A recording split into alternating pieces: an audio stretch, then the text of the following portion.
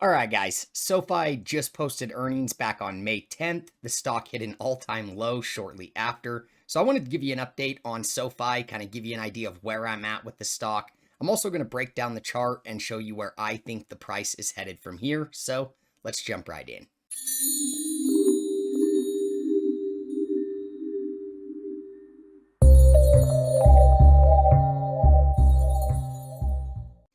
What's up, guys? Welcome back to This Just In. Thank you so much for joining me today. My name is Justin, and I am your host. In today's video, we're going to talk about the SoFi stock.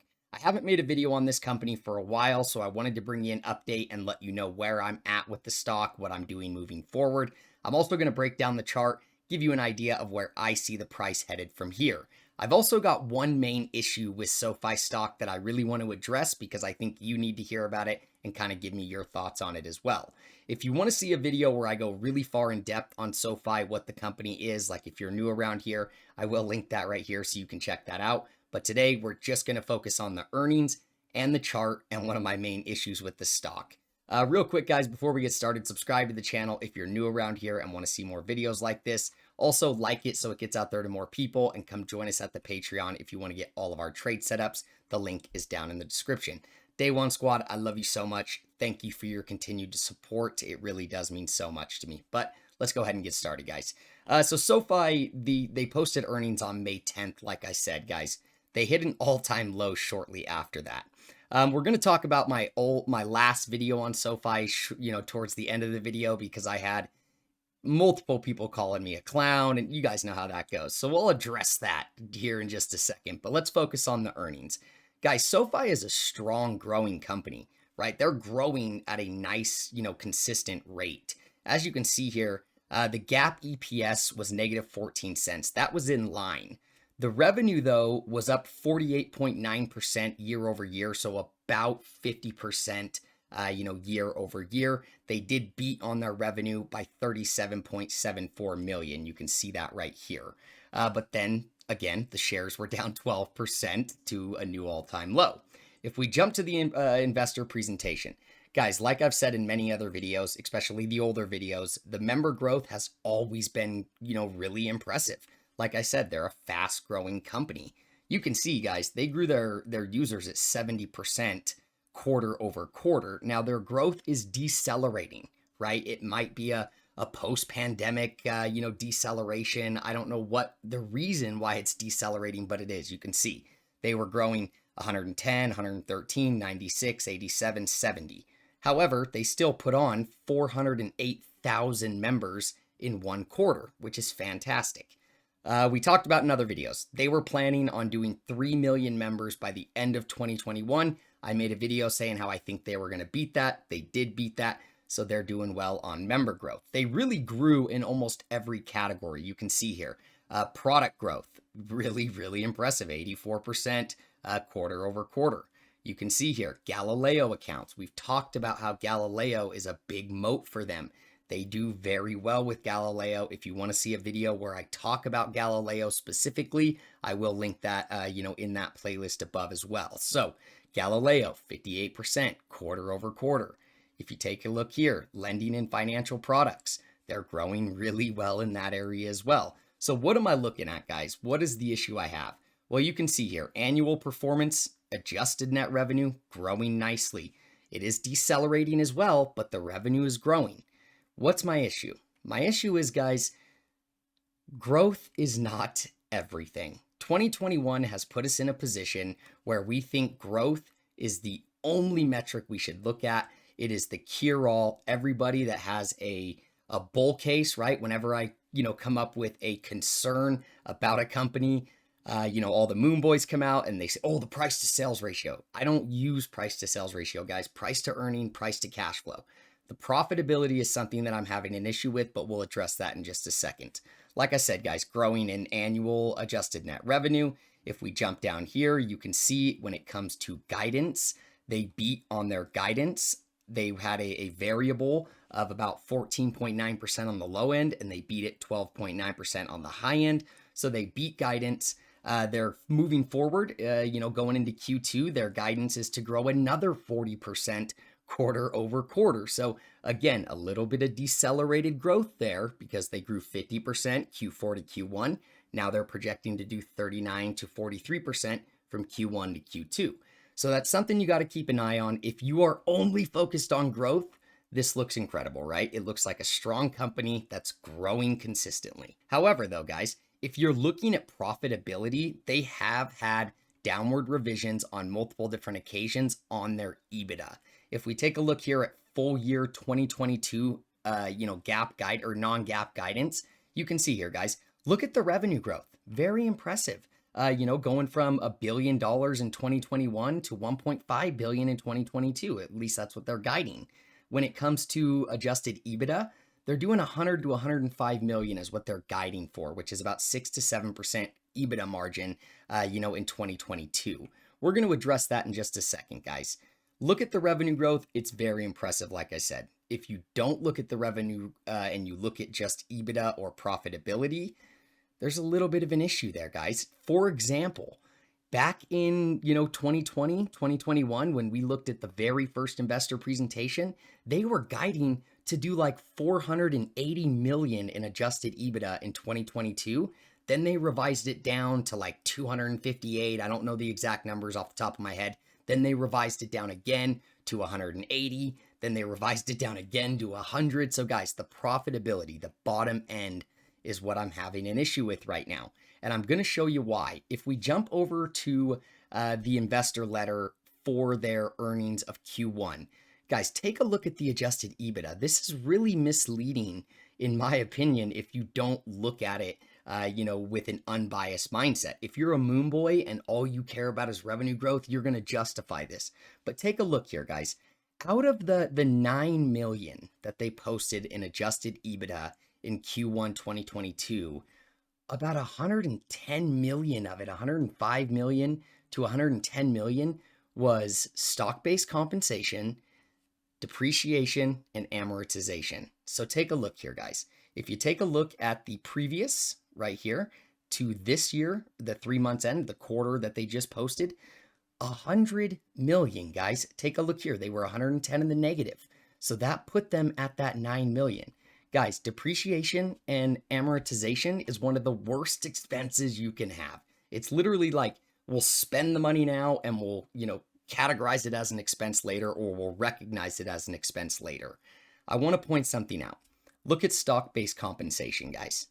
They grew revenue at 50% quarter over quarter. So it's like management had to pat themselves on the back and they had to get paid.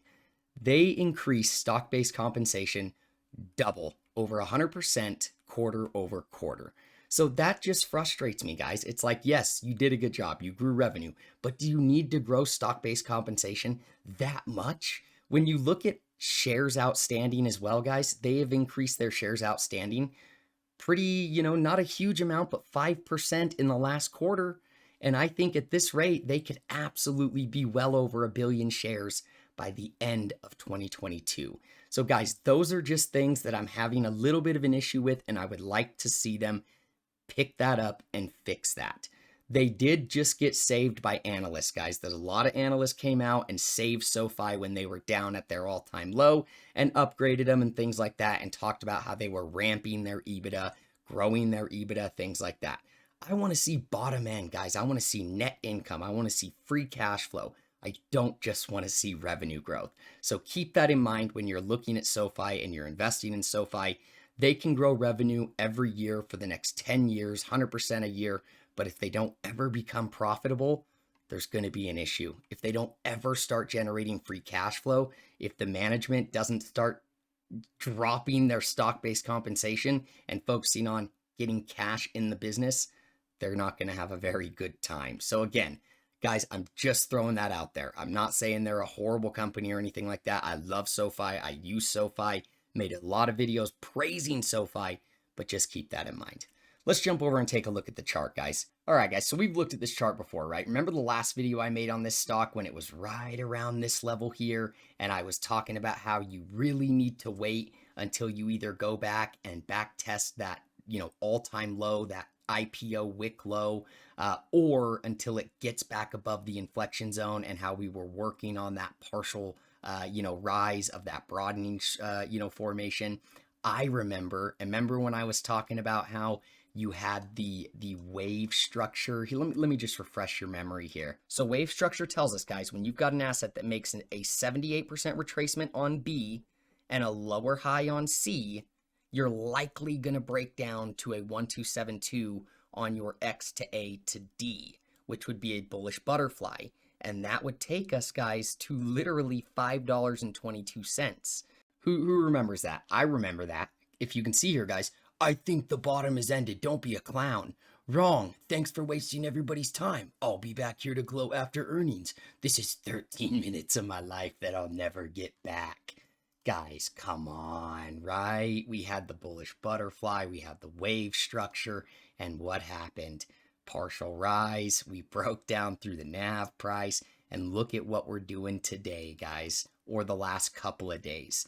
We broke the all-time NAV price. We back tested it as resistance. We're in this down sloping channel. Look at this, guys. You break it, you try to spring, you rally, hit the top of the down sloping channel, you dump again, you rally, you back test it as resistance not once but twice, then you dump again.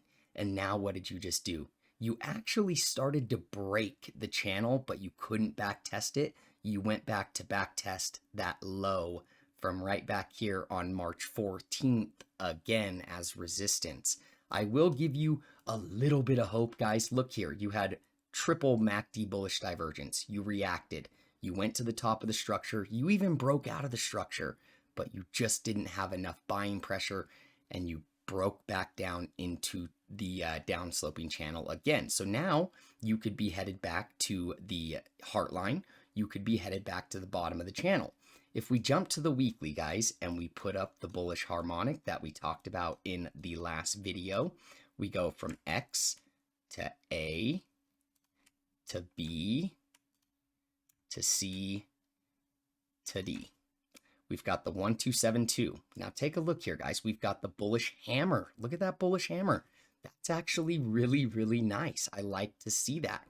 We're losing negative momentum, so we're even creating that bullish divergence on like the 3-day time scale, on the weekly as well. You are in the bearish control zone on your relative strength index. However, guys, what you could potentially happen here is you could be getting your first low, and then we could be waiting for our reaction low, like we always want to wait for. And the asset could just be catching a little bit of a reaction here to run up. Maybe back test this level here, come back, give us that second, type 2 return before running to higher prices. That's when you would want to take the trade. And what you could see is you could see it run up on the relative strength index, come back, make a higher low on relative strength, and make the same low on price. That would give you what? Class B bullish divergence on your relative strength index, class A on your MACD, and then you could strategically take the trade with the stop loss set just marginally below the lowest low of the pattern completion zone. The unfortunate thing about this, guys, is it could see a bullish butterfly can go to the 1272, the 1414, or the 1618. In this case, you can't go to the 1618 because it's negative. But the 1414 at $2.53, you could absolutely go to. So just keep that in mind. And if you did that, let's just take a look at where our BC would be. If we go to the 1414, that would also put you confluent with the 200% retracement of B to C in your C to D leg. So just keep that in mind, guys. It could absolutely go lower. So you want to wait until you come back, you create a confirmation low. You want to try to get it off of this level, get a nice type 1 reaction, type 2 return. So keep that in mind.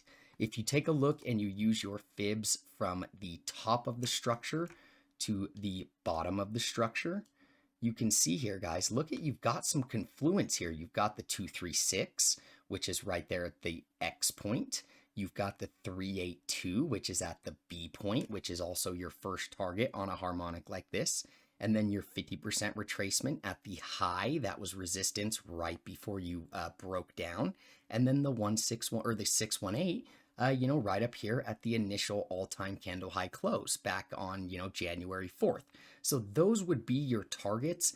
I would say your real target, though, your first target, guys, is $13.80, $13.94, right in that area, which is that major inflection zone that was manufactured, when the stock first IPO'd. So keep that in mind, guys. I think you're working on something that could be really nice here, but you gotta see it break that channel, guys. Get out of that channel, run up, create a type 1 reaction, and then come back for that confirmation low. And honestly, if you could get like that confirmation though, that's like slightly higher, like this, that would be even better, right? If you could get it like up here, that would be really nice, because then you'd get that momentum shifting structure. You'd start to see it kind of round out. As of right now, though, guys, it's not looking amazing because, like I said, you broke the channel. Now you're falling back in the channel. You started to build positive momentum. You had a nice little reaction off of the pattern completion zone, but you're already losing negative momentum and you're starting to get back down into the trend. So keep an eye on it, guys. If you don't already own it, wait for that second low, whether it's a higher low or the same low.